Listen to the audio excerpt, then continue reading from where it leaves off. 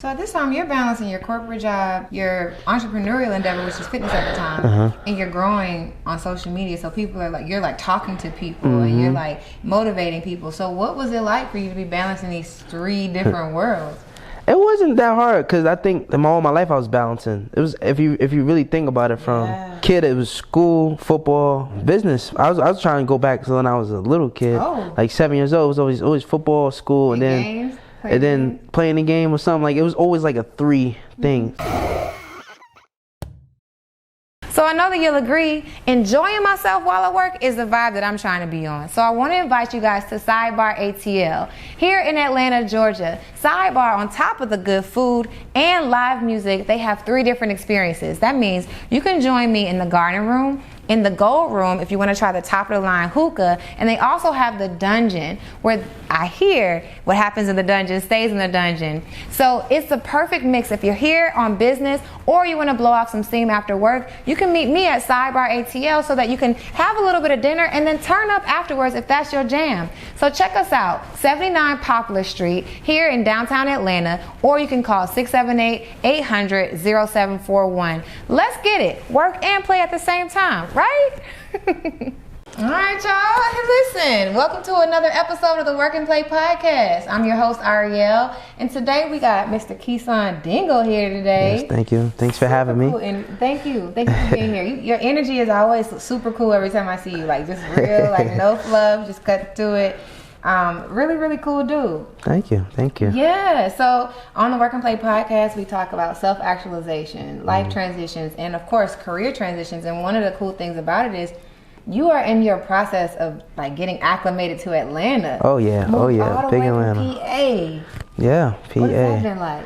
Can I start from Jersey though? Let's go. All right, let's start from Jersey because I don't represent PA too well. I don't really like PA, Why not? but it's just not a place I like. It's suburbish, but then you got Philly. Philly's nice, but it's not that nice. It's like up north, but so it's you were even raised more. in Jersey? Raised in Jersey. So my story is I was born and raised in Jersey City, New Jersey. I grew up there my whole life, but I was a football guy. So I played football and went to school. Did really good in school. Got a scholarship to go to St. Peter's Prep, a Catholic school. End up not being able to afford to keep going after like a couple months because the fees was crazy. Then I transferred to another Catholic school on another scholarship. Went there for a little bit. Did well, but like I wanted to play a different position in football, but they wasn't letting me. So opportunity wise, my dad moved to a different city, and I went to school in Bayonne. What position, like, were you? I was trying to play linebacker. They had me like on the line. I don't know if you know, like defensive line and all that. But I was like the big guy, and at the time I wasn't that big. So I'm like, no, I want to run the ball. I want to hit people. I'm not a guy. I'm not a big guy no more. Because I was young, I was a bigger guy, like a fat kid. But then I transitioned because I was working out and running track and playing basketball. So I started to thin out. So I was like, I want to run the ball. You know, play linebacker, do things I can run more. Like with the line, you're not running. So transferred to a school, I was able to do that, and I did really well. Like started. You know, that was my goal now, to get on football scholarship to college because I couldn't afford college on my own merit. So I knew that I wanted to go away. Like I already knew I was dormant. Like some people were scared and I wasn't because the environment, you know, I was just tired of Jersey City. There's nothing wrong with Jersey City. Jersey's my home. I love it. But at some point in time, you got to separate yourself to get ahead because everybody was doing the same thing. You know, you got drugs, you got guns, you got gang violence. How do you not become a statistic? How do you become better? So my parents were 16 and 18 when they had me, so I was already young parents, so the people was already doubting, you know, how far I can go. But I didn't care about that. I was already head forward. So I was always smart at school, always did well in school, always in like honor roll. So that helped me a lot. Like I was always different than my peers. Like I might still hang out, but I also wanted to do my homework, and I have photographic memory. So are you serious? Yeah, so I don't even need to study, and I'll just pass tests. So you were raised by your parents who were teenagers at the time. Oh yeah, absolutely. And when you think about like whether they're telling you to go to bed on time, whether they're telling you what kind of career you have, even to the point where you had a decision that, hey, I want to flex this other skill set. Like I don't want to be on the line anymore. I want to go run. What was it like growing up with like young parents, so to speak? Yeah, I mean it was fun. My dad was pretty hip, and my dad's like my role model. He was always there. Like he took me to practice, you know, stand up dad. teach me how to fight, teach me how to work out, teach me how to. He always played basketball. Me and my eldest brother's 21 now. He's 4 or 5 years apart, and he was always there, like playing basketball with us. Eldest brother's 21. Mm-hmm. Eldest, your oldest brother? Yeah, I should say that. I'm the oldest. How old are you? I'm 25. Okay, got you. So you're. He's 21. Got you. Your younger brother. Yeah. Got you. Because I was gonna say if that's your eldest brother, your parents must have been. Because like, one thing I got six siblings. So, you're the eldest. Yeah. Got you. So you're. But I say eldest. Yeah, I should say second oldest brother. Got it. I'm there. Yeah. Because I was about to be like, yo. Yeah, no, that's a lot. Story. Yeah, that's 12 years old. Yeah. But yeah, we grew up in the same household, mother and father, and my dad always played with us and made sure that we was good. Yeah. It was fun, but the problem I had when they broke up, and then you go to that separate household situation, and then I was like 13, like 8th grade at the time, and it really hurt me. But I was able to bounce back because I was still focused on what I had to do in school. But yeah, I think that was the only problem. But before that, it was nice because mom and dad, they was in the house. Mom cooked, dad take me to practice.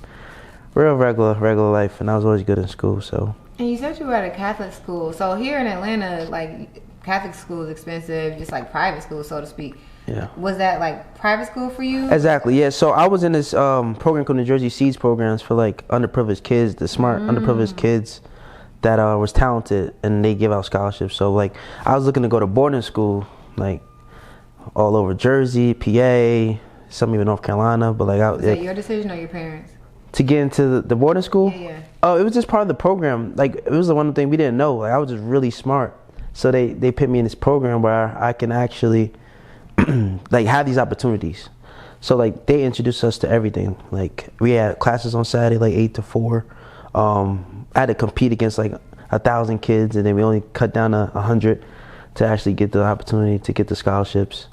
And I wanted to go boarding, but I ended up wanting to. My focus was still football, so the best football school was St. Peter's Prep at the time, and I was right in my city, Jersey City. So I was like, I wanted to go there. So that's how that situation started. Yeah. So all this time you were thinking you're gonna go pro. Yeah, that was 100%. And you got a photographic memory, super smart kid. I feel like you're your parents' best dream. Oh yeah, a young couple to have like a pretty dope kid. I know. So what did you want to be?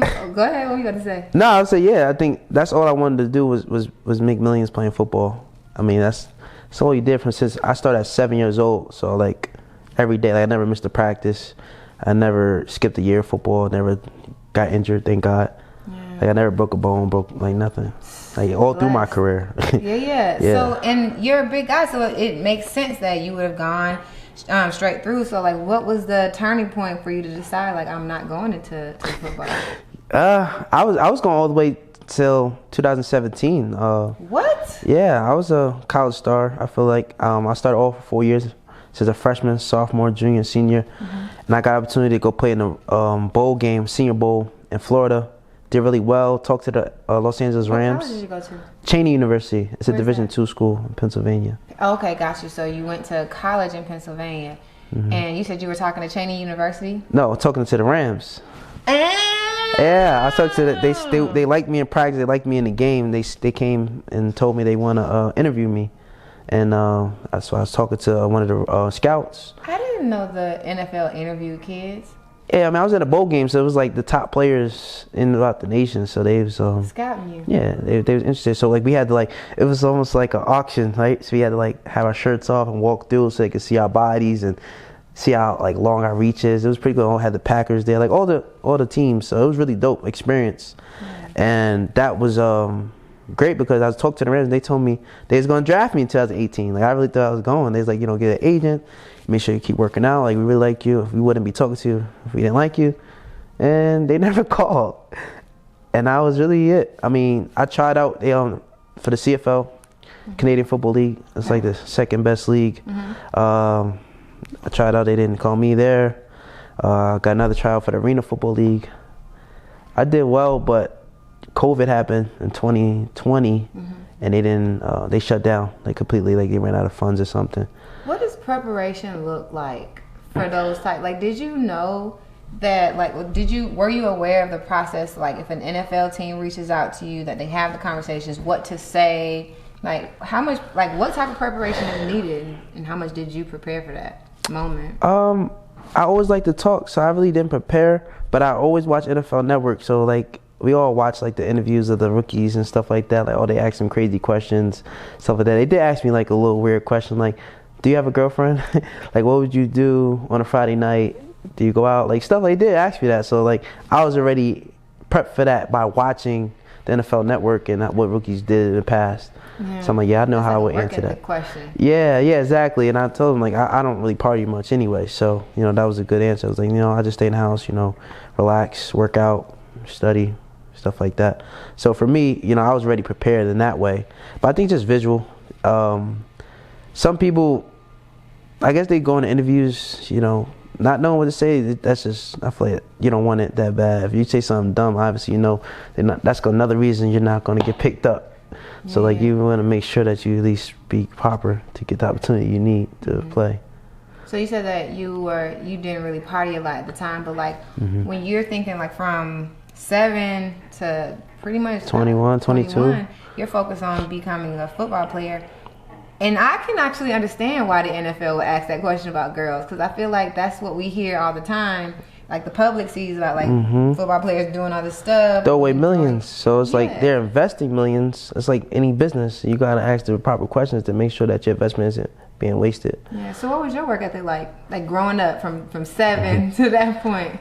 I was very disciplined. Like, I love, like, my problem is I get bored too fast. My dad said they wanted to put me on, like, medicine because I'm ADD. Like, I'm always like, I was always the first one in class to finish like my schoolwork. And I'd be in class just talking because I'm like, I'm done. Like, everybody was still working, I'm still, you know what I mean? I was one of those guys. So my dad said, y'all need to give him more work in order to, you know, feed his mind. So they tried, you know, I was still just blowing through it. And I think school was too easy for me, so I just act out just because it was too easy. But then I started reading. So they said, all right, you read this Harry Potter book. So I just started reading Harry Potter books. You know, they're huge, so. I don't think I've ever cracked one open. Yeah. So intimidating. So that kept me entertained. I would just read. It? Yeah, I did. Or I read the dictionary. I was weird. Not weird, as in, like, I was just saying, like, didn't care about being normal because, like, I needed something to keep me. Stimulation. Yeah, exactly. I needed stimulation. So that was pretty much me throughout my life. So I always go to school, football from like 5:30 to 7:30, eat, shower, homework. Yeah. Play the game till bedtime. That was me Monday through Friday. Friday nights, you know. Typical guy. Yeah. Typical boy. Exactly. That was really it. Just, you know, football games on the weekends, you know, good big Sunday meals, blah, blah, blah, blah, like real stringent schedule. And that was pretty much me my whole teen. In high school, I was pretty much the same. My dad was pretty strict, I would say, as in, like, when it's a separate household situation. You got my mom and my dad. Mom was like, I got a little bit more free. Like, you know, but dad was like, I'm at his house, no girls over, you can't go out past 10 o'clock, you know, make sure you do your homework. I was like, dang, Dad. It made me better, and I appreciate that. So I was over there most of the time with my dad's. I'm real close to my dad, so I think that helped build me to keep that discipline. So that's really me. That work ethic was always there, and I was always just naturally gifted and smarted. So I think that helped me just keep wanting to learn more. Yeah, speaking of learning, this whole time we focus so much on football, and I think that a lot of athletes, you know, like we get blindsided by the fact that, yo, this is a whole person, and to know that you're an entrepreneur now means that you obviously were like filling your brain with something else, right, outside of football. So like outside of school, I was even talking to previously we had a guest down, and what I understand that it's like when you're in college and it's like student first, athlete second. Hey, when it comes to the student part, what were you interested in studying growing up? What was your like favorite part to learn outside of football? Oh yeah. My dad, we always watch like drug dealer movies or like that type of hood like things, like where they selling drugs, or the business part, like The Wire. We used to watch The Wire every Sunday. I don't know if you remember. Yeah, The Wire. The thing Omar. Yeah. And he used to teach me not just like obviously, you know, the hood part of it, but the business side. Like even though they selling drugs, but the business it made sense. Like you gotta inventory, you gotta have checks and balances. Like it was so much little things that I was getting taught about the business, obviously through the movies and stuff like that, all that. Yeah. So I naturally fell in love with business, and I have friends that was doing other things, but for me, I found the best way to make money legally was selling candy in school. So I was really good at selling candy in school. So I'll go re-up at the BJ's Wholesale Club every night. I'll sell out, come in the morning, tell people, hey, I got candy, $1 candy. Obviously, I bought the pack for $15. It came with 30. I sell it for $1. I make $15. You know, so that's what I would do at a high scale. And every lunch I'll sell out, and people love candy. Especially in my school, you couldn't go out for lunch, so I had a competitive advantage there. You wasn't. Competitive advantage. Yeah, you wasn't going nowhere but to come to me, and they wasn't selling candy. Yeah. So I was eating good. What were the teachers like? Like, did they know you were selling it, or did you go by? Man, listen, I had a whole big thing with that because they thought I was selling drugs. Oh. It was that bad. No, I'm saying like I was like when I walk in, people in the hallways, like it would crowd around me. I'm just, they can't really see, but I got a duffel bag of candy, and they just like, some people knew, the teachers knew, but like the principals thought I was actually, selling things. I mean, I think it's stupid because I was an athlete. I wasn't going in that route, but it was funny though because I actually got suspended for selling candy. That's what I was like. Yeah, they suspended me. I was tight about this. I'm like, I was just trying to feed myself. Not saying I didn't have money, but like any extra money, like. Buy sneakers, I was 16, 17, you want to look good. So I was getting money for that. And I was upset, especially because this is like my senior year. I was going into college, so I wanted to save up enough to have some money to go to college with. And they stopped that, and I was really upset. So wait, they thought you were selling drugs at one point. Yeah. What was that? Like, did they accuse you? Did they bring you in? They brought me in. They said, what's in your duffel bag? I'm like, it's just candy. And I showed them. So they brought you in thinking that it was gonna be drugs. Thinking it was something else other than what. I think they knew it was candy, but they had to make sure because that's like I was like running there. I was in the hallways, everywhere, just going in and out of the lunches because they have like different lunch sections, and I just come boom, boom, boom, boom, easy transactions. Even some of the teachers was buying my candy, so like that's what I was thinking. I'm like, let me get a little. Yeah, I used to have a teacher that buy $20 worth of candy. Like, just give me 20, and he'll give it to the students for getting answers right. Yeah. So it was good. I just think they just, they didn't want to see me win for real. I think that's what it was. What? They was probably hating. Yeah, cause like they supposed to they had other like fundraisers going on, like dollar chocolates and stuff like that. I was probably taking them from their some of the proceeds. Like, bro, we gonna need this. They need their dollars. Now since you've been in school. Yeah. It's all because of you. Yeah, I was doing really well. So.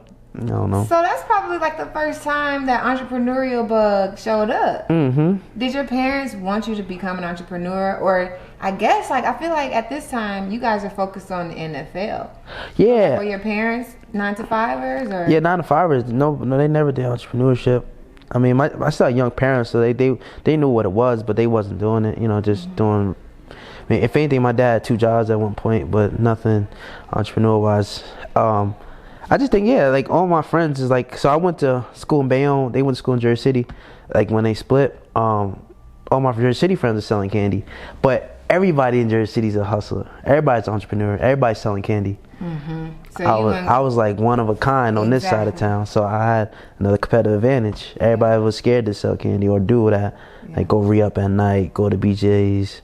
Nobody had the hustle or grit to do that, so I did it. That's why I was able to eat the way I was, whereas they had a lot of competition, it was saturated, so they wasn't making as much money as I was. So, were there any other entrepreneurial like projects that you did between then and then like getting ready for the NFL? No. Kind of just went dormant. Yeah, it went dormant because freshman year of college, I got lucky. I was walking past the student center and they had a recruiting situation going on with the company, insurance company. And I just randomly walked up to her and had a nice conversation. She ended up telling me like the insurance company that she worked for, they had a gym, a basketball court, free lunch, no dress code, and it was paid business internship. I was like, why wouldn't I sign up? I didn't even have a car at the time, but I told her that. I said, I'll find a way to get there. And I just paid my next door roommate like $20 every day to get there. Yeah. And that's what started me in corporate. And I didn't need an entrepreneurship. They was paying me very well. So I was like 17 years old. Because it's like fall semester, freshman year, and this is my spring semester. So spring semester I started, so January 2015. Okay. And I was able to have a business internship, so I didn't need the money no more. Business internship. When was, so 2018, I'm trying to get my dates together, but 2018 was when? Graduated. You May. graduated. So you already were employed in corporate before the Rams called you? Mm-hmm. Got it. So you were ready to throw it all away.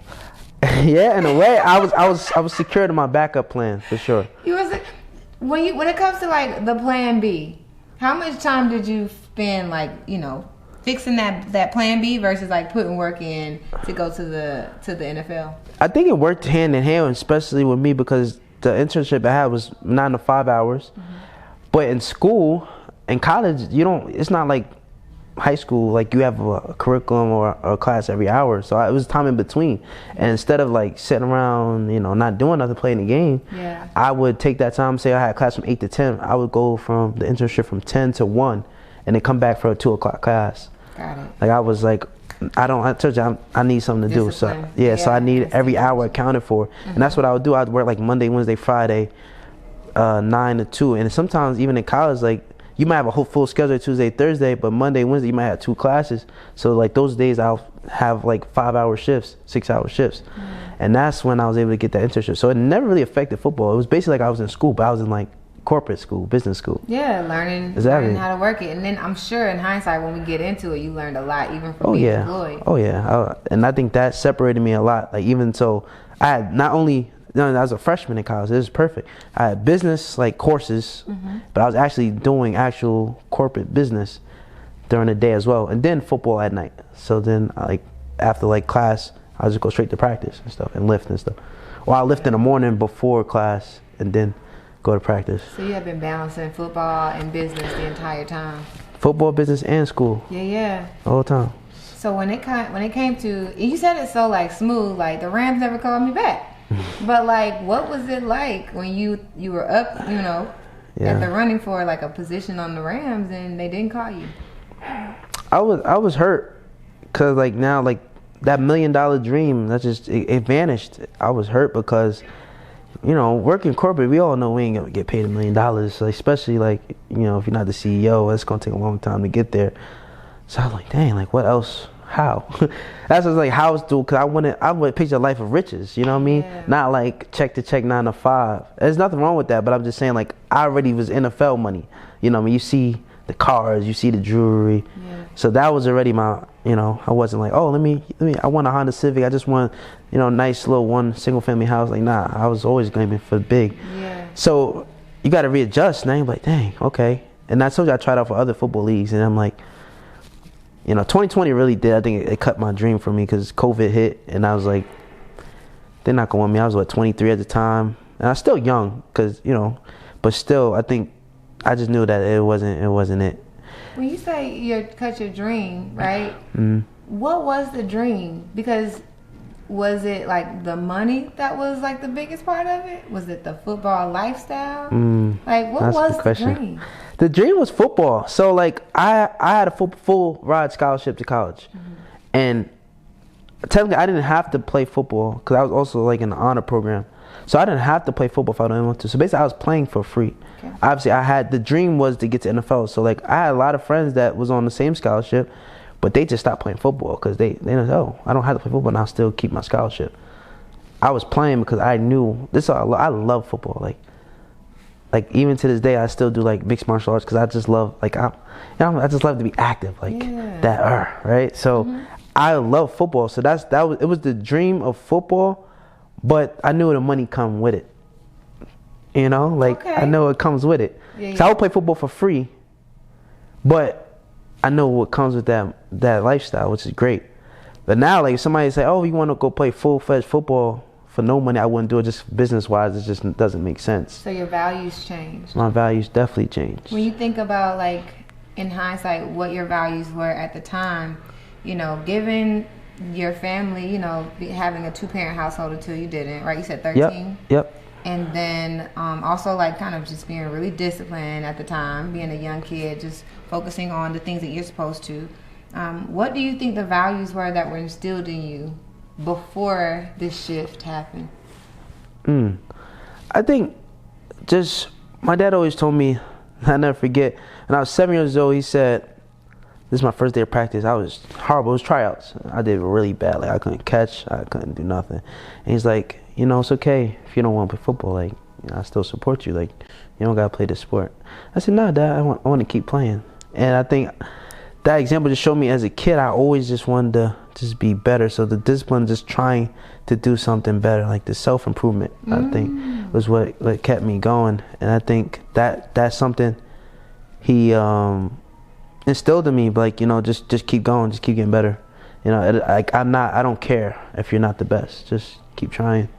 And he always supported me to keep trying, to do my best. And I think that's what I feel like I did my best. I tried out. Like I started all 4 years in football. I was good. I made all conference. I made it to a bowl game my senior year. Like I did all the steps I needed to do to get there. It just wasn't meant for me. And if it was meant, then I wouldn't be here. Not here, but I would be in the NFL. You know what I mean? But since it didn't happen, I kind of understood, no, I have to pivot, adapt or die. Or, I'll just be one of them, I was nice in college, or I was nice in high school. But now what? You know what I mean? What do you have now? Still 50, like, oh. Yeah. Nah, I didn't want to be one of them old heads that just talk about how good they was. And now, like, I'm not making money and I'm not fit no more. And then I'm like, nah, I don't want to be like that. Got you. So as it stands right now, you, in this point in your story, you're no longer going to go into the NFL, but you went and tried a couple other leagues. And are you still maintaining your corporate job at the same time? Absolutely. Talking about during the time of the leagues or now? During the time with the leagues. During the time of the leagues, yes. So I was still working 9 to 5, but like I said, my company had a gym, so I was in there before work, like before 9 a.m. I went to the gym at lunchtime for an hour, and I went to the gym in the evening. So I was always training. And luckily, I had a great company that allowed me to do that. So I was always in shape. So I was always ready just in case that call. Like, just like, hey, come try out. Hey, we missing a linebacker. Oh, we missing. Like, I would love to just walk on a Philly and show and represent. But it just never came. It came with the leagues, though. I told you, like, the arena football called me out of nowhere, and I was ready, and I did well. They was like, hey, you did well. I was like 230 at the time. Like, we needed you a little bigger because it's a little different in their league. It's only 7 players, so like the position they wanted me, I had to be a little thicker at the time. So they're like, hey, come back to 250. We're gonna be good. I was like, it's only 20 pounds. So I just started working out harder and eating. Then COVID happened. When it comes to COVID, that is just like, it's life changing. I tell you, that COVID changed a lot of lives. Cause like here, you got your plan B. You're in corporate America, but it's like that's not the dream. That's just the plan B. And then the opportunity to go to arena would at least keep you engaged. But who knows who you would have been in that space. Right. I could have been good there, and I feel like I was still young enough to be like, but hey, let me pluck him. This guy got hurt. Let's see what he got on the practice squad. I'll take a practice squad in the NFL and then try to work my way up. Because I had other guys around my age that was in the practice squad and stuff like that. And, they was trying. It's always a journey. You're just trying. So I was ready for that, whatever that came with. How did you process something like COVID happening where you have no control over it? Man, I was stressing because I'm like, my football dreams for me at the time, I feel like got taken away. I'm like, you know what I mean? Because not only that, they wasn't even during COVID. NFL wasn't even messing with nobody that wasn't like in the league already. So if you wasn't on a practice squad, you wasn't like a brand new draft pick. Like anybody else is like, nah, we kind of tightening up on tryouts right now. So I was like, yeah, my dream might be over. So I kind of did some soul searching as like, what else can I do? Start on YouTube on how to be a millionaire. And I just started. Again, dream ain't changed. No. Big money is still a thing. Yeah. When you say soul searching, what other things did you find outside of like the money? I think fitness. I said I was listening to a lot of E.T., hip hop preacher. Just that motivation. I almost tried to be that. I just started working out every day, posting on the gram, just good morning. Keep working out, and I just post every morning working out, and people liked it.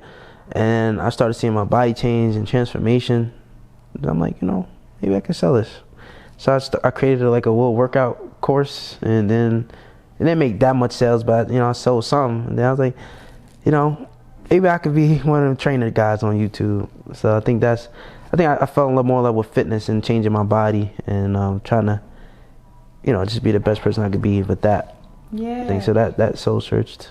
You're soul searching like your skill sets. And the funny thing is, I did a bar business as well. So I was also doing fitness, but for different reasons. It sounds, but I definitely realized for my business, like every day, it's one thing for me to like work out all the time and be motivational, but then for my revenue to be tied to like having to work out all the time, having that's to show pretty good. up, I was like, I don't think I want to do this. You didn't want to do it? No, for me, it was an indicator that I didn't want to do it. So for you, what was it for you to decide, like, okay, am I going to be a fitness influencer? Am I going to be a trainer? Yeah. I was going down the road of the fitness part, but I just think corporate was holding me back in a way. When I say holding me back, so like during this whole time, I was still like doing my thing in corporate. Like I was like, bringing that same intensity on full field to corporate. So I was like getting promoted, doing my thing. So I got like this master's of insurance in like 8 months. I was speaking on the stage because I got it so fast to insurance people. Like I'm still very well known in the insurance industry. And I think that was like, like it was grounding me to develop more skills in that. And then during 2020, I decided to move to another company, and right in the middle of the pandemic, like March 2020, so it was like real early, and I had to actually, get more acquainted with the new company. So I think that kind of slowed me down, as in like the whole fitness journey, trying to be real fitness, because the new company didn't have like the basketball court, they didn't have the gym inside the office, so I had to change my whole situation. So it was like, dang, like it's way more money, but my lifestyle definitely going to change a little bit. But it didn't change that bad because I started to work from home. So that was a good thing. But I was already in that mindset I need to change. And with a new job, you have to do a lot more training, so they take up a lot more time. Yeah. So at this time, you're balancing your corporate job, your entrepreneurial endeavor, which is fitness at the time, and you're growing on social media. So people are like, you're like talking to people and you're like motivating people. So what was it like for you to be balancing these 3 different worlds? It wasn't that hard, because I think all my life I was balancing. It was, if you really think about it, from kid, it was school, football, business. Yeah, business. I was trying to go back to when I was a little kid, like 7 years old. It was always football, school, and then playing the game or something. Like it was always like a 3 thing. Are you still trying to get a leg up on your entrepreneurial career? Now, I told you about the Morning Meetup, the community that was created for the betterment of entrepreneurship. And we are cooking up some really cool things. Now, here's the thing. If you join today, you can actually get in for 60% of the original price. So if you join today, all you have to do is download the app, and I provided the link below so that you can join us. We have community, we have a book club, and it's the largest group that meets every single day, Monday through Friday at 8 a.m. to literally get a head start on entrepreneurship. So if you're still trying to grow, you don't know what your business is going to be, but you know you want to be an entrepreneur, this is the community for you. So check out the Morning Meetup, click the link below, download the app, and join us today. So in high school, it was like football, school, and then selling candy. College, it was like football, school, the business internship. So like for me, it was a transition. It was corporate, entrepreneurship, fitness. So, I feel like it was really like I was already used to it. Yeah. That's what I did all the time. Didn't take anything out of you. Did you have to, when you were in corporate, did you share like your entrepreneurial life or like even your motivational stuff to folks at corporate? No. They don't like that. they don't like that. What do you mean? They don't like, they want to see you all in corporate. They don't really like you going into all this entrepreneurship, talking about it. Like, this business world, you can't show them that you're not all in, because they might not hire you for a position. They might overlook it because like, nah, he's not all in with us. He might leave. He might get too big and really be an entrepreneur. He might quit. You know what I mean? So I kind of try to keep that separate as possible. Like I was private for a very long time. Yeah. So like only people that I knew that I was doing any type of entrepreneurship. So I was like, I don't want that to hinder my career, just in case I do really go far in insurance. Like I don't want them to, mess up my opportunities. Yeah. Are you a naturally private guy? It depends. It depends on what it is. I feel like more of a personal life, like relationships and stuff, I don't mind like having that more private, because I feel like sometimes people just want to know who you're dealing with to attack your personal life. Getting your business. Yeah, getting business, gossip, stuff like that. Whereas business-wise, I mean, obviously I learned that you have to, if they don't know you, they don't follow you situation. So now I want to be all out in business world. Yeah. What is it like? So on social media, the biggest thing is like, your authenticity is what's going to allow you to know, like, and trust, your audience. Mm-hmm. And as you're getting to know them from a fitness perspective, you're also growing as an entrepreneur, right? Mm-hmm. So like, how do you manage like transparency with your clients? In what way? Like I'm like corporate, or you talk about just in general? So in corporate, they don't like to hear about like entrepreneurship, and that's understandable. Mm-hmm. But I ask, like, are you super private naturally? Because I'm curious, like, how much of like yourself do people like do your followers know about you? That's a good question. I think I'm more so focused on like actual things. So like I do need to share my story more, like as in like what we just talked about. I think they could get to know me more in that way, but I feel like it's just harder for me sometimes, because I be in a pursuit of it. So it's hard to kind of sit down and be like, let me tell my story, because I'm still grinding in other facets of my life. So it's kind of hard to sit back and write the book if I'm still writing it with my actions. Like I'm still grinding every day, still working in the gym 5 hours, stuff like. So I need to do that. But I think they see definitely the progression. Like I show the progression. I show, I'm working out every day. I show that I'm doing this. I definitely could do more. But I think it's just that a lot of times I think about social media as you can get sucked in, and I try to just post something and then like stop looking at it, because if I'm on it, you might spend like an hour, 2 hours on that thing, just and you might click on my page, oh, you got some good content, and now you're stopping whatever you need to do. Like, if you could have worked out at that time, or you could have been working a side job at that time. And at this time, 2020, I started going into different avenues. I was on YouTube, so I met the hundreds. I'm seeing all these like option traders.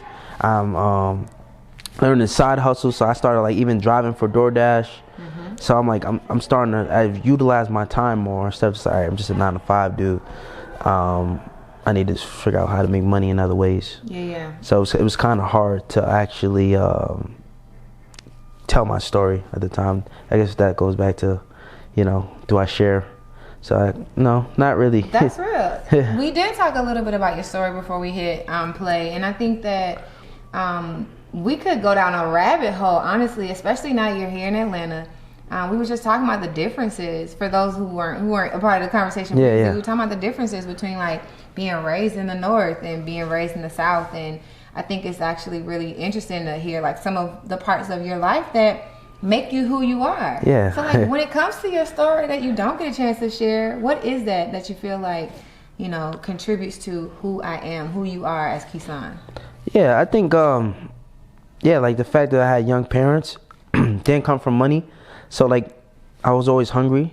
Growing up in an urban environment allows me to, see things differently and navigate, I think, the best way possible. Like stay authentic to who I am. Like I don't need to be fake for nobody. I can stay myself, because at the end of the day, that's what keeps me safe.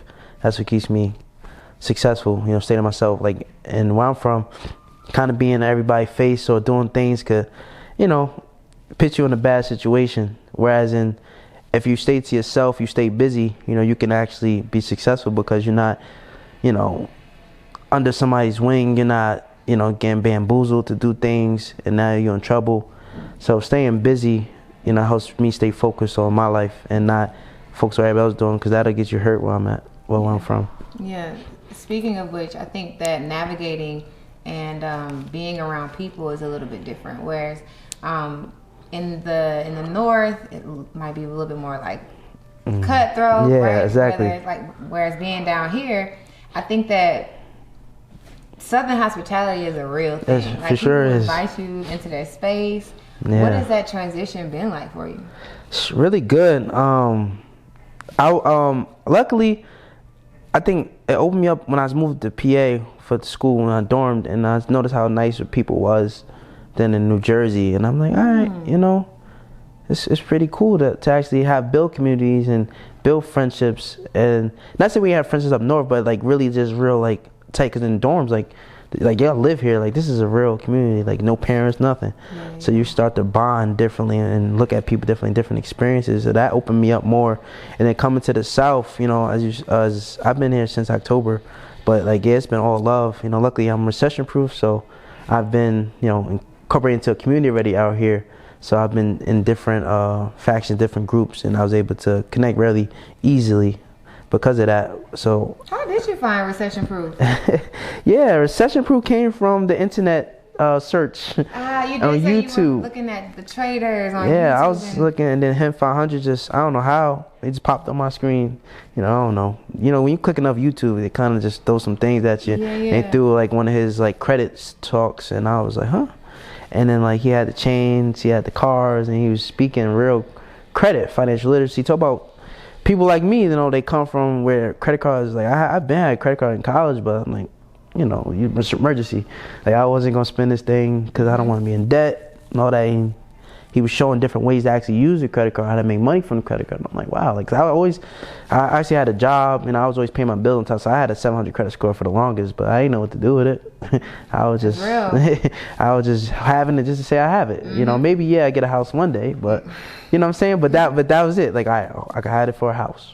So the first thing that you learned was how to utilize the good credit that you had. Or is that one of the first things that you learned? Yeah, that was the main thing. How can I turn this plastic into actually some money? So like credit to cash plays, actually like manufacturer spending, which is like when you fake spend and get reward points. And actually, he taught me on a free YouTube how to get an Amex business card, and I got me an Amex business card, and that's what I used to purchase Recession Proof.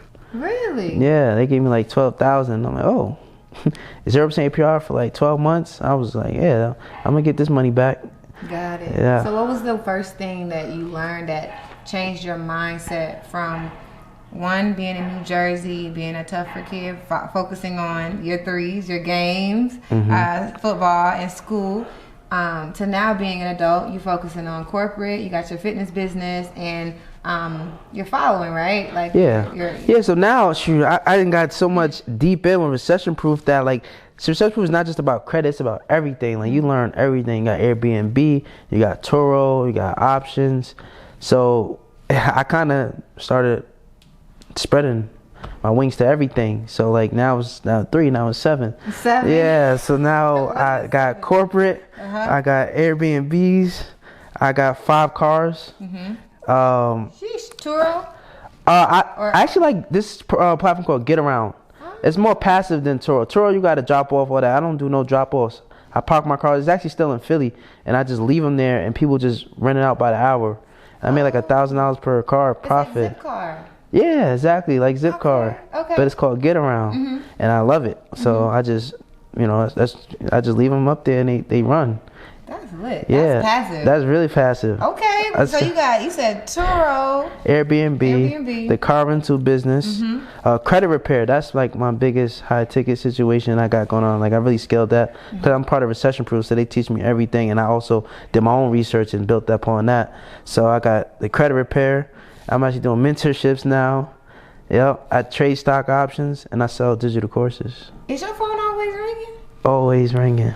Golly. Yeah, especially the credit repair. Everybody be calling because I got like 90 plus clients, so I gotta make sure they all good. Do you manage them all yourself? I have a team that does a lot of the back work, but I'm the face, I'm the onboarding, and I'm the client relationship manager. Dang. Yeah. Now, in terms of your favorite, if you were, I feel like all of these are like your kids. Yeah. I can't ask you. Yeah. What is your favorite business? I like corporate, but my favorite business is credit repair. I think credit repair is, I'm helping impact so many families by fixing their credit. A lot of people be just messed up, you know. They have collections, charged with late payments. They can't get a house, they can't get a car. If they do get one of them things, they be paying crazy monthly payments. They be having like a 2015 Honda paying $400. You know, like I don't even pay that much, and I got a nice car, like Benz, and I only pay like $480. And I'm like, dang, you paying as much as me. You could drive what I'm driving, but you ain't have the credit I had, which is like, it blows my mind. I'm like, wow. And they be paying down payments too. So it just, in my family, a lot of times it got impacted, and I learned the skill that can help them out and put them in a position to win, because all my family credit jack. So I was able to, you know, fix it for them and now give them an opportunity to actually do something that they want to do to change their life. Yeah. The best way to support the Work and Play podcast is by subscribing to the YouTube channel and by going to your favorite podcast player to subscribe and rate the Work and Play podcast. That's all you have to do. So if you are liking the Work and Play podcast, the content, the stories that we're sharing, and you know that this will help someone, go ahead and share the content to someone who could actually use it and help them on their journey to transition from corporate into entrepreneurship. Now let's get back into the episode. I was thinking about something else, and then you mentioned your family. You're like, do you get a lot of support? Like, because being able to help your family with their credit, you're like, you know, the gatekeeper of like being able to change their life. Yeah, I feel like I'm the chosen one. Do you get a lot of support from your family? Yes, I do. I think at first I didn't, to be honest. I think they had to see it first. And I feel like that's with anything with life. Like, you know, you just gotta just dive all in and just hope for the best, because, you know, nobody did entrepreneurship. They're like, yo, what is he doing? Always posting and stuff like that. But they were supportive of that. They just didn't know what I was doing. They didn't know the scope of business. You know, I had to learn everything from scratch. So luckily I had the mentor of him 500 and stuff like that. So I think they started support once they started seeing the results of what I'm doing. So I was like, hey, yeah, I'm here now. And they're like, oh yeah, can you fix me up now? But at first, you know, they don't want to support. But now you got their buy-in, because they see it. Like, oh shoot, let me get in before you get too crazy. Too big, and I'm gonna be able to reach. Yeah, so you can't reach you, or you know, now you know you're at the bottom pile. You know what I mean? Yeah, nah, I got you. I was thinking about your corporate job. So you're still managing your Oh yeah, I'm big dog corporate. What? Yeah. What is that like? So for you, we're just having this regular conversation in the middle of the day. Like, what is your job like now? Yeah, my job is great. So I'm an underwriter. I look at like brand new, like you see this construction over here. They fix that up. I do quotes for that. So they need protection just in case a fire come. You know, let's say this is like a flood area, like a windstorm hit, a hurricane hit. They would need coverage. So I provide coverage for that. This job I actually got transferred to in October, so I actually go hand in hand with my move to Atlanta. So I strategically planned this career change in Atlanta, so I could actually do this and have a little bit more free time. So this job allows me to navigate a little bit more freely, more of an entrepreneur than my past position. Yeah, I'm struggling to keep track of the 5 things you got going on, and to think about leaving, you know, PA and coming to Atlanta. I feel like it would create a lot more social things going on in your life. Do you feel like there's a struggle with you being social and managing all of those things in one time? I would say yes and no. So I was in Pennsylvania. Pennsylvania is like, the reason why I didn't like it earlier is because you got Philly, which is a city, but it's like, it's crazy over there. Like, it's almost like New Jersey. Like, it's just bananas. Like, it's not safe. So I don't really go to Philly. But then you got the suburbs, and it's not really much to do, especially when you're out of college like that. You know, 20s, ain't really much to do, especially if you're not married or something like that. So for me, I had a lot of like in between time other than business, if that makes sense. So all my friends is in Jersey, and then when I went to school in PA, like everybody's from like different states. So like I didn't really have nobody in PA. So it really, like, socially, yeah, I wasn't missing nothing, but I was missing something because I didn't have nobody around me. Yeah. So I wanted to actually be around more people that I can talk to, entrepreneurs, just friends in general. I didn't have no friends in PA. Yeah. Because it just wasn't a place for it. You know what I mean? So and now that you're here, and you're plugged in. Yeah. Right? So what does that stimulation feel like? You got 5 businesses, right? 7 streams of income. 7, yeah. And 7. you got more of a social life, more of a stimulation. Yeah. Like, what is that new surge of energy? I love it. I really love it because it's never a dull day. So if it's not the business calling me, it's my friends. Like, hey, let's go to Rock Steady. Let's go here. It's this networking event here. This is like a perfect place for me because it's just like some people might get overwhelmed, but I need that. Like, I need 1,000 things to do, and if anything, I will prioritize what needs to get done and sacrifice. But I like having options. I like having many things to do. So I think that helps me in my social life. So, yeah. But I'm also disciplined enough to stay and do what I'm doing. Like, if I don't need to go out, I won't go out. And say no? Yeah, I'll say no. Dang. Wow, in the world of everybody talking about learning how to say no, this man is like, listen, I'm good. I can just say no. Yeah, because I know what it looks like to be lonely. I know what it looks like when you have to sometimes tell everybody, like, I need to focus. Because a lot of times you don't focus. I actually heard this in YouTube with Kevin Hart. Like, he thought everybody was outside playing, having fun, and then test time, everybody was ready, and he wasn't ready, and then they all went to college, and I think he didn't. And a situation, not like that happened to me, but I just kind of like, that's true, because I be seeing things where everybody be trying to get this one goal, and then they won't tell you they doing something on the low, then they doing it, you're like, dang, you was doing that too?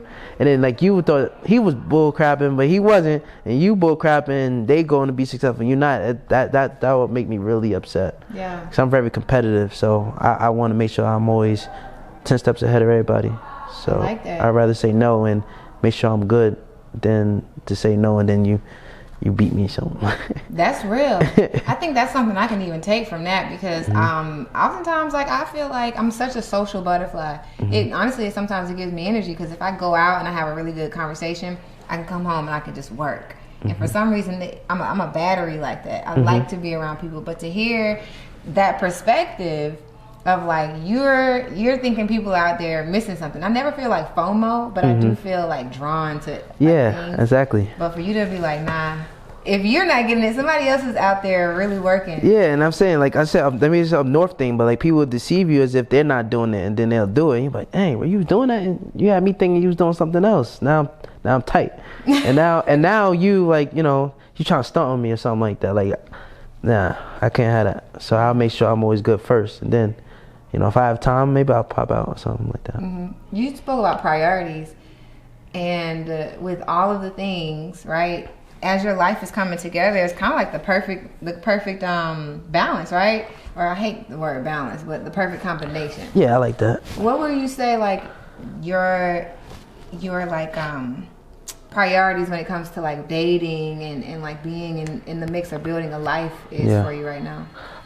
Priority is me first, making sure that I'm right financially, make sure I'm right mentally, spiritually, because I feel like once you have that, the girls will come, the relationships will come that you need in your life, things like that. Because if you don't, you kind of put yourself on, I don't want to say alpha, but like, what I mean, you're not him. I want to be like, I'm top dog, so if I'm the top, then like my choices are plentiful. But let's say if I don't have enough money, or if I'm not fit or stuff like that, then like my options are limited. So I want to be the person that have the opportunity and the options. Like people told me before, like, oh, cause I got my master's in business. They're like, oh, why you go to school and get your master's? You don't need that for business. I'm like, yeah, but if it's me or you, and then I got it and you don't, I feel like I want to be a step ahead. Or if it's a position that me and another person are going against, or her going against, and she got an MBA and I don't, I'm tight, because I'm like, dang, like they're gonna win. We on an even playing field now. You got an MBA, I got an MBA. What's up? Who's gonna win? So having those options for me makes me feel good, So if I'm hearing you right, you gonna focus on your 7 streams of income, your social life as it is right now, like you getting to the top and securing your position, like financially. That way you can have the pick of the litter when it's time to choose a woman. Exactly. Because if you don't do that, then that's it. Then you don't get those benefits. I love that. That's a very like cut way to think about it. Yeah, because then you like, dang, like you look at other people and be like, dang, man, he got this, he got that. And then that person was putting the time in that you should have been doing when you was outside smoking, drinking, or whatever you do. So. We talked about your values earlier, and you were talking about self-mastery earlier. Even your value for like wealth, like a lot of times people have to like get clear on what their value of money is. And you've known from the beginning. What are some of the other values or philosophies or disciplines that you follow that keeps you on the straight and narrow? I think it just goes back to fitness. So right now I'm doing mixed martial arts. That's like kickboxing, Muay Thai, jiu-jitsu, all that. Like before, you know, I had that, and still like I was like, you know, not lost, but like I kind of was missing the football thing, and I'm like, dang, I need another discipline. So I picked up martial arts. But I think that helps because I never feel like I'm missing out, because I'm always self-bettering. I'm always improving, you know, trying to get better, you know, learning how to fight better, running, you know, working out. So like, I don't even think about what I'm missing or stuff like that. So I think that philosophy, that discipline helps with everything else, business, money, you know, relationships, just that having that core. Like once you have that core, like, oh no, I got to practice from 5:30 to 8:30 every night. Like you can work around that. You know what I mean? I don't want to do no business calls. I don't want to do, you know, nothing. 5:30 to 3 hours, I'm in martial arts training. And then anything else after that, I'll handle, you know. I think just having a structure is the key thing, you know. I think what happens a lot of times, and I know this for a fact, boredom kills. Boredom is why people don't do what they gotta do. Boredom is why, you know, kids get in trouble. Boredom is why a lot of you know, black kids are locked up and stuff like that, especially in urban environments. They be bored. They don't know what to do. They don't have nothing. Like, it's even kids that can't afford to play football. They can't afford extracurriculars because their parents don't pour into them. Their parents can't give them the opportunity. So now what else they do? What do they see? Oh, they see money from drug dealers. Okay, I'm going to go do that. And that's when they start to fall into all these problems. Now you got a record. Now you can't get a corporate job. Or now you can't even get a job. So now you got to be an entrepreneur. And you ain't going to the good entrepreneur side. You know, selling things that you shouldn't be selling, which also means going to put you back in the jail cell. So I think boredom is a problem. And by having a structured discipline and a schedule, like a mandatory schedule, I think you'll win more times than not. I feel like I can see a seventh stream of income in your future, where whether it's on like motivational speaking, you helping these young kids. Like, I'm a very altruistic person, but I also realize nonprofit is not necessarily my way to go. But I think that if you're able to instill this in the young person and help them deviate from one choice of entrepreneurship and decide to go the better choice of entrepreneurship, I think you just broke it down very simply.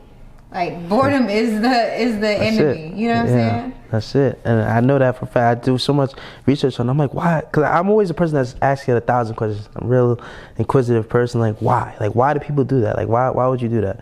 And I feel like they can't answer why, because they're like, I don't know, man. What else I'm going to do? You know what I mean? That's how, like, my friends back at home, like, what else I'm going to do? Like, I ain't got nothing. I'm going to go to the club. You know what I mean? I ain't got no job. You know what I mean? So I understand, and that's what all comes from boredom. Like, if they had something to do, if they had a job, they had a discipline, they had things going on, you don't even have time to do anything else. Which some people need. A lot of people need.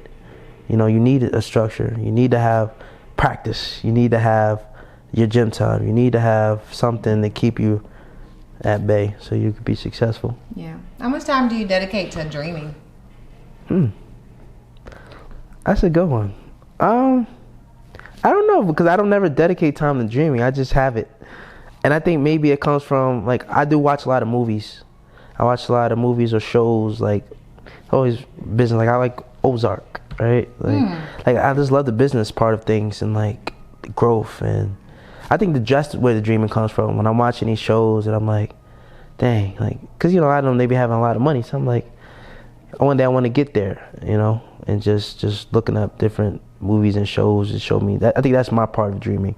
It's actually in tune with what I'm watching and wanting to be that, you know, despite, you know, I don't want to get there by doing what they're doing, but I'm doing what I'm on a route to doing, getting there where they're at. Yeah, I like that guy's mind. I've watched maybe most of the first season of Ozark, if not the second. And I like how his mind works, because typically he's on some other stuff. But as soon as his life is on the line, his mind just works and it kicks into high gear, and it thinks of a way that can like spin him off into a better direction. Exactly. And I'm thinking about the way that you think and your actions and activities, and even you saying like you're on a path to getting to where you want to go financially. Have you ever thought that letting go of one or two or three of the things that you're doing would allow you to concentrate your efforts and get to where you want to go faster? I think so, but I think it helps me that I automate a lot of things. So a lot of things that I am in business with or doing, I don't actually run, or if I'm running it, I have people managing it. So I'm like hands off and I just get the checks. Okay. So that helps me, I guess, with the time. Because I don't think I'll be able to train as much as I do if I was really like knee deep in my businesses. Got it. So the ones that you do have are automated, which gives you a lot of time back to yourself to like practice. That's your practice, right? And so what if the stuff that's automated right now, it's no more. Like, yeah, what is that? I would cut it. I don't sacrifice it, because I don't like if it's causing me too much trouble. And that's what I had to learn and get into entrepreneurship. That especially in 2021, I was working too hard, and I didn't have those automations in place. I didn't have ways to like step away from the business. So like I was getting into like a lot of relationship problems because I was never focused on the person I was talking to. I wasn't like, it was bad. Like I was like totally at work all day, all night, and I didn't care because I was like hell bent on making money. But that wasn't good for my being. Like I was getting in arguments with family, friends.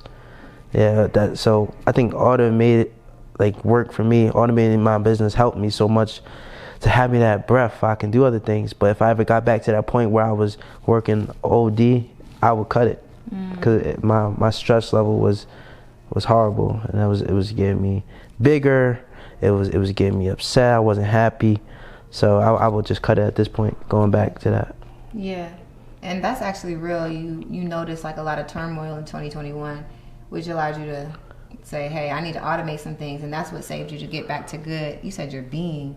I was like, yo, like the way, like honestly, it sounds like you have a bit of a spiritual bone, like on the inside, like you were naturally spiritual. And the funny thing is, we got here, so like naturally, because when you said my being, I'm like, you know, we haven't talked a lot about like your being. So like, what do you do to like maintain like your being and like, I guess like keep I don't like the word balance, but I can't think of another way to say like stay mentally, spiritually, and like physically grounded.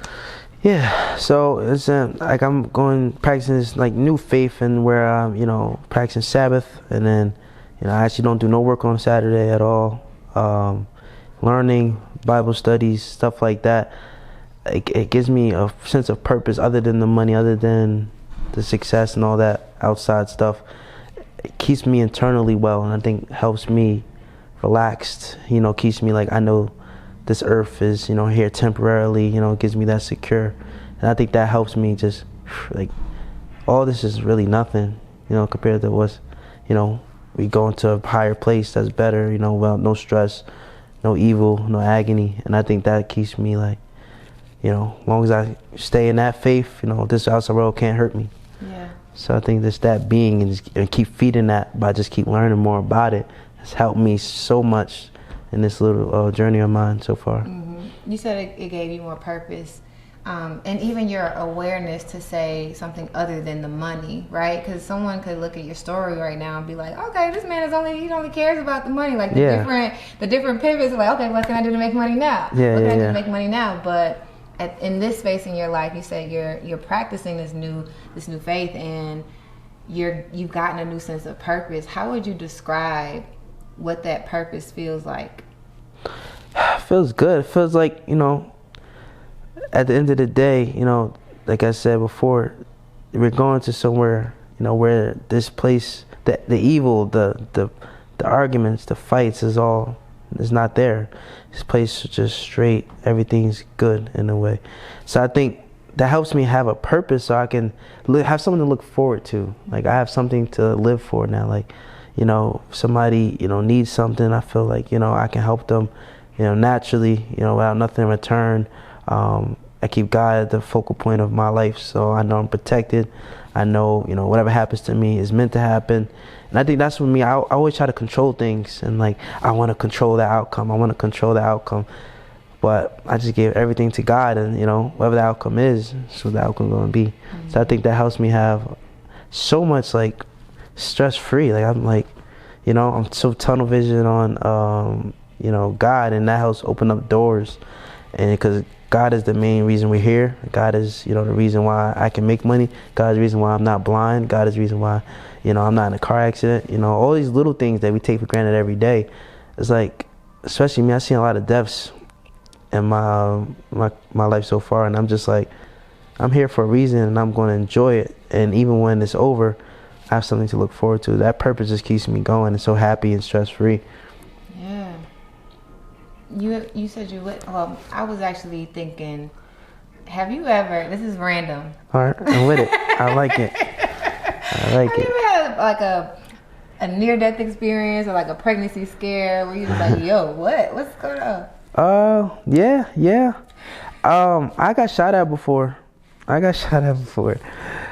wasn't the target, but they thought I was somebody else, and me and my boy ran away safely. But like, it just shows that, like, you know, let's say, you know, I don't really think about it too much now, but at that time, like, yo, I really got shot. I could have, it been over. Like, it would have been never been me. I was like 15 years old, and I was like, dang, like, it's crazy. And then, like, it's a lot of times where, you know, I'll be in spots, and then, you know, it gets shot up, and I was like, I was just there.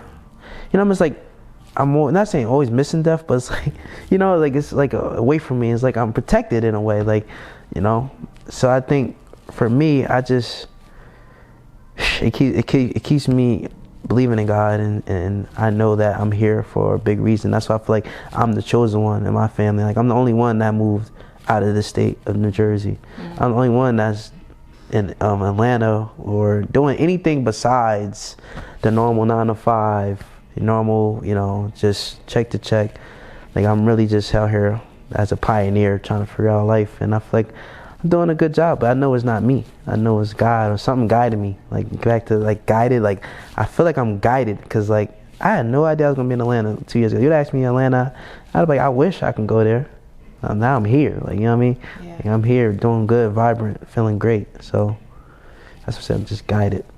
Facts. This conversation is so affirming in so many different ways. Because I don't talk about my company name. I just know it's guided. You know what I mean? And I don't necessarily talk about, like, how all the parts of it make sense, because it don't necessarily make sense. But I do feel like in your story, as you talk about, like, and I don't know why that question came into my mind, but it's just like, I feel like, one, you're super even keel, and even for you to find a new practice of faith to recognize, like, okay, my life has purpose. But not to forget, you've experienced some things along the way that just, there's a reason you're here. You know what I mean? Exactly. And to process that is important.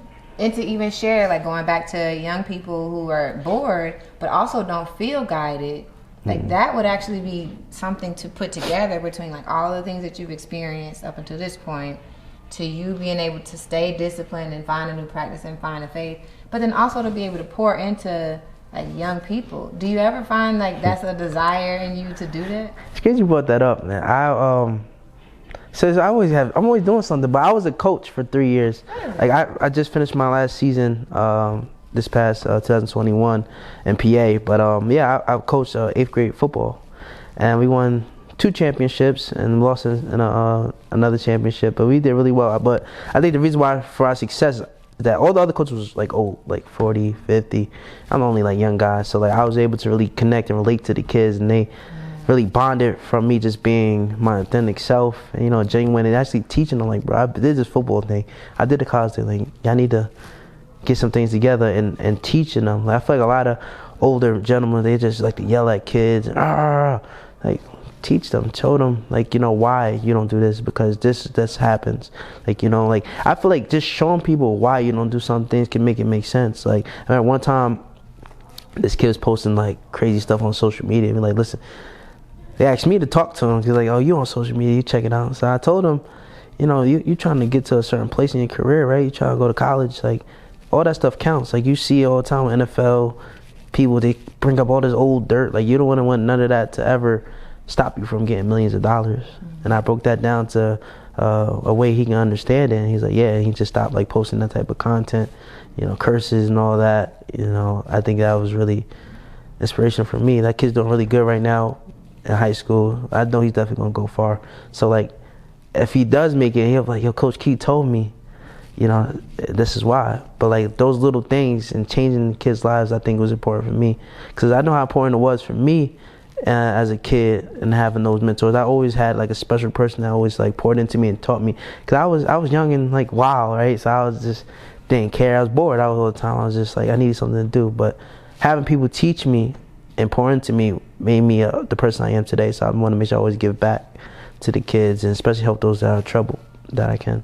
I know exactly who to call when it's time to do the pouring. Oh yeah, oh yeah. It's some young boy who I'm gonna bless with your mentorship. I'm saying. Absolutely.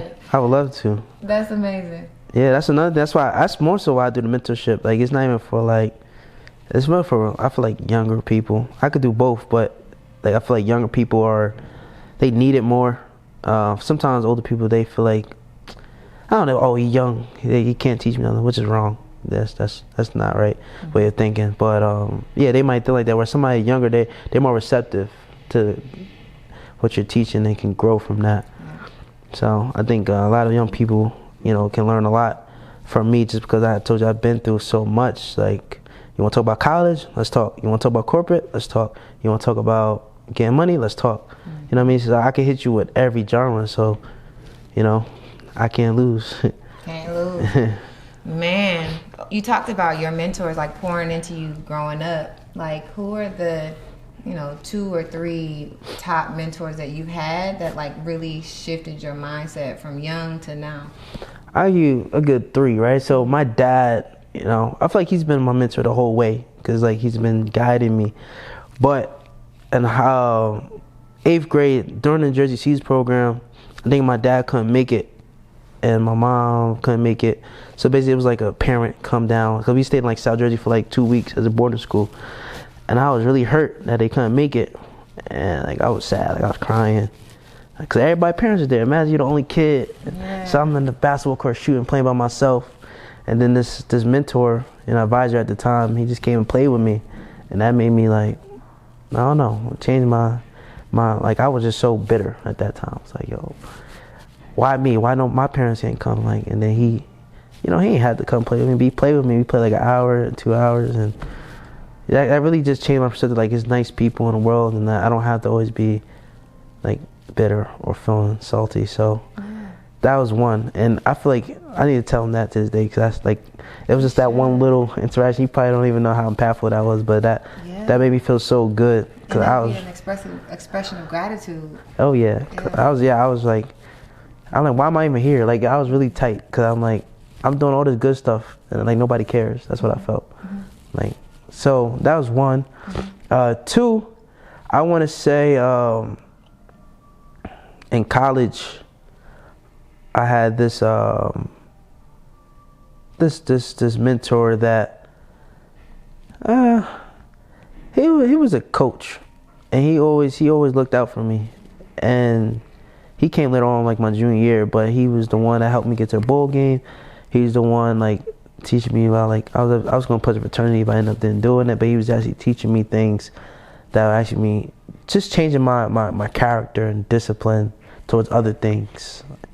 And then the third one, I feel like my mentorship is in corporate. He kind of changed my perspective, because he was black, and I was working at Wild, because I always like to do side hustles. I was working at Wild at the time on a weekend, and I saw him. He had a nice black Lexus. I'm like, and he's a young black dude. So I'm like, you were working where for the weekend? Wawa. What is Wawa? Wawa was like 7-Eleven. I was a cashier. So I was only making like $10 an hour, but I was using that as an opportunity to, because I was in the suburbs. So I'm like, instead of Saturday being home all day, like I need to do something, get out, see people. And I would just go to Wawa. It's like a gas station and everything. So you see all types of people come through, and like successful people. So I'm like, yeah, like and I'll just talk to them. Like I would just use it as a straight networking event, and I'll talk to them, you know, see what they do. Like basically I'm still trying to find my purpose. Like how do I make money? How do I become what I want to become? And I'll see people with the nice cars, and I'll ask them. But this guy particularly, I'm like, what do you do? He said insurance. I'm like, huh? I'm in insurance. Like, then he like, word, give me a call. Talk to him, and then he told me get this designation, the Master of Insurance, the CPCU thing. Then I took that, and that kind of changed my corporate career trajectory. And ever since then, I was like going up crazy. And he told me it was going to happen, but I think that helped me because I feel like at the time I was ready to quit corporate because I feel like I'm not getting paid what I want. Like I'm doing 9 to 5 work. Like I'm just tired of it. But then he showed me this Massive Insurance, and I was able to like go on mad interviews. Like I was in New York, high rises. Like they was interviewing me, flying me out. Like it was really good. It's because I was like young and I had this like Massive Insurance, and I was black and I was doing my thing. So I think that really changed my my corporate life. So those three, I think are really influential. Important. Like those are huge pivots. Like it's like when you get the right mentor. I'm thinking about like pinball, where it goes to that little thing and goes shoot. Like you literally had some moments where like, if it weren't for the first one, your advisor, the one who came to play with you, like you said, you're bitter. Like you could have, your heart could have hardened. Yeah, I think that would have happened. Especially where I am, I'm just like one of the people that could get real, like forget the world. And I think that probably would have happened. And I probably have been like, you know, it's not a good kid. But I'm happy that happened. So it kept my heart warm.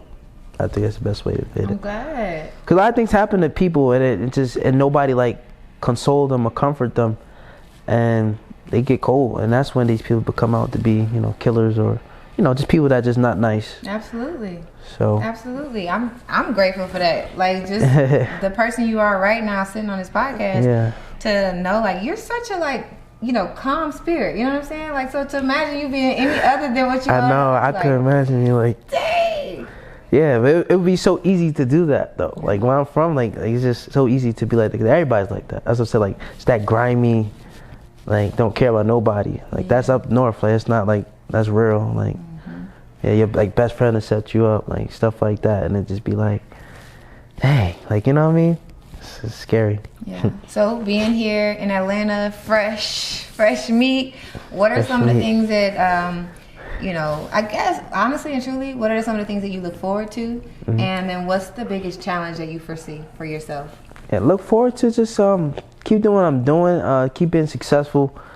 Definitely thinking more spiritually. Except for like the success is gonna come in time because I'm doing everything I need to do business-wise to set myself up for the future. So I'm always improving, always investing in myself, always like learning more. I think learning is the key to everything. Once you learn, you know, you could just move on that information and take action. Because I'm a big executor. Like I don't play with information. I go and I attack. But the challenges is just making sure that, you know, you stay grounded and you keep that discipline. Because I feel like in Atlanta it's easy to get swayed off that path. Like if I mean I can go out every night and then like, you know, it won't be good.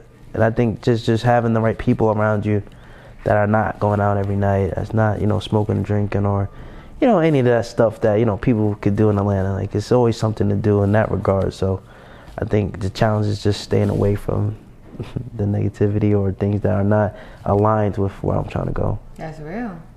That's real. I mean, honestly and truly, I think that's probably, given what I know, what little I know about you right now, and being exposed to like all the vibes that Atlanta has to offer. If you stay, you know, on your P's and Q's and do exactly what you've been doing, I feel like that's exactly, you're right. Like everything will just accumulate year over year, as long as you don't get like distracted by some of the things. That's what my dad would say, you know. I know you're gonna be great, but my biggest thing is that, you know, something just don't knock you off your path where you know, can't come back from. That's it. That's the hardest thing. Like, you know, I'm good till you know, you get hit on the side and it's like, hey, you on something else. Yeah, I mean, well, you know, life is made of distractions as well. We learn a lot from those. Oh yeah. And like you said, you have this thing where you try to stay in control of everything. Yeah, I know. But those moments where you off-roading. Yeah. Where you learn a lot. Yeah, I guess, yeah, and I know it's gonna come. Like, things gonna come. I don't know what's gonna come, but you just gotta, I guess, bring it back. Try to bring it back as best as you can. Yeah, unless it's, it's the new path you get knocked on is where you actually should be. Like, you don't know, life. We don't know. We just keep going. Just keep going. I think for me, just keep going and not stopping. Right, like. Just like, I'm tired of business, or I'm tired of corporate. I'm just tired, and just like being like a hobo. That's like, some people just like mentally just break down and just they never come back. Like, that's my thing. I don't never want to do that. Like, regardless of what happens to me, if I lose it all, I think I'll be okay because I came from nothing. So like, I didn't have it, fine. Like, I didn't have it before. Mm-hmm. And the way your mind works, as far as we've talked so far, is like, eventually it's gonna say, so what can I do to make money? Yeah, I'm gonna find a way, a skill, talk my way into something. Like, I feel like the best quote I got: the person that wins in life is the best salesman. And I like to sell things. Like, I'm like, you're always selling yourself, right? No matter where you are, no matter what you're doing, the way you talk, you're always selling yourself. So I think, whoever sells himself the best, make the most money. They get the girl they want. They just put themselves in a position to win. Can't be mad at that. I was gonna ask you if this was a word of wisdom, and I still do. Given the fact that you're still in your 9-to-5, I think that, or your corporate job, because it's not a 9-to-5, because you don't like work those like regular hours. Mm-hmm. But I think that there is someone who could learn from what you're saying right now. They're thinking, maybe I can't do anything outside of corporate. Yeah. Right? They probably do want to explore other streams of income, but they don't know how. What's the first step? So basically, what would you say, like a word of wisdom, a first step, or there's a tip to that person who's like doing one thing, right? They're doing a corporate job? That's a great thing. As I said, before 2020, I never thought about it. I was probably that person that was just like, I'm going to just climb this ladder. But like I said, I wanted to make money in different ways. So the first step is knowing that there's other ways to make money. There's other ways to make money without actually like interfering with your job. And I just think doing the research, like real estate could be a great way, Airbnb, learning those things, getting your credit right if it's not right. Those are the like foundational steps to taking that step towards entrepreneurship or doing anything other than, like, I would say, do stock options. But that can get hard because if you're not looking, if it depends on your job, if you're not looking on the screen all day, you could lose a lot of money. So like just knowing the right side gig for you. Like, I'm not gonna tell you you can get rich trading options, but your job is like real, like you need to focus on something else, or like that will mess with the integrity of the job. I would never tell you to do that. But Airbnb is something like more passive. You can set up systems or cleaners or things in place so you don't have to be stressed out unless it's after work hours, which is fine. You should be able to, anytime you put in work outside your 9-to-5, you should just be happy. You shouldn't, like, it's going to happen.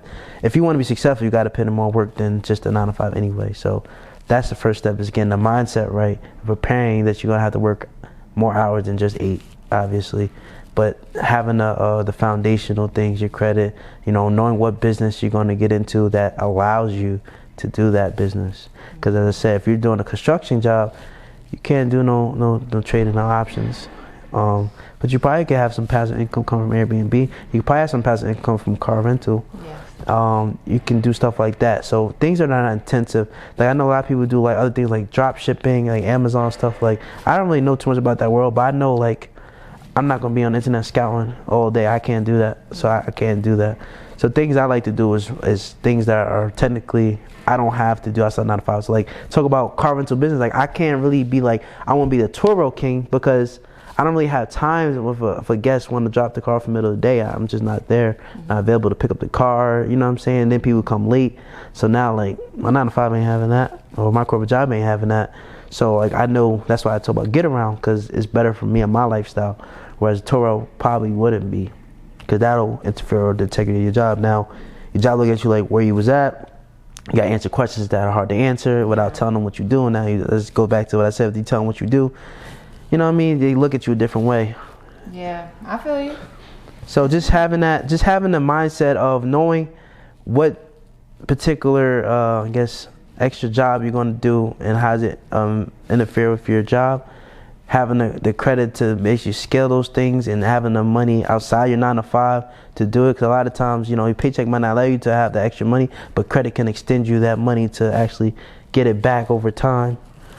And just learning and investing in a mentor to actually help you go through the process. Because a lot of times we won't take the step because nobody would take the time to sit and talk and go through the process. So we got to pay that extra money to invest into mentors, invest into courses or things that actually break it down for you to take the play and run it yourself. Mm-hmm. Speaking of credit and mentorship, for the folks who are watching and they love your story, they're trying to figure out, okay, how do I change my life financially? Because I realize we talk about basic necessities. Credit is becoming one of those basic. You need those foundational things that you need in America to get to where you want to go. So if they're listening and they're watching and they want to connect with you, whether they want to work with you or continue following your journey, how can the folks who are listening and watching connect with you? Absolutely. So a lot of my business is done through Instagram at Keyson Dingle. That's KeysonDingle. I have a website, but it's more of just like a landing page. So I'm gonna just direct all of them to Instagram, because that's why I have different LinkedIn, social media, stuff like that. But I feel like for more entrepreneurship with credit and Airbnbs, mentorship, all that stuff, Instagram is the best way to get in contact with me. Well, there you have it. Honestly and truly, I loved it.